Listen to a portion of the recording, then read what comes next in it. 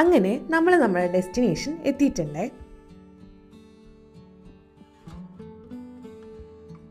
ഇത് ഗോവയിൽ അത്യാവശ്യം പോപ്പുലർ ആയിട്ടുള്ള മിരാമർ ബീച്ചാണ് കേട്ടോ. ഗോവയുടെ ക്യാപിറ്റലായിട്ടുള്ള പഞ്ചിം എന്ന് പറയുന്ന സ്ഥലത്ത് നിന്ന് ഏകദേശം ഒരു 3 കിലോമീറ്റർ കാണത്തുള്ളൂ കേട്ടോ ഇങ്ങോട്ട്.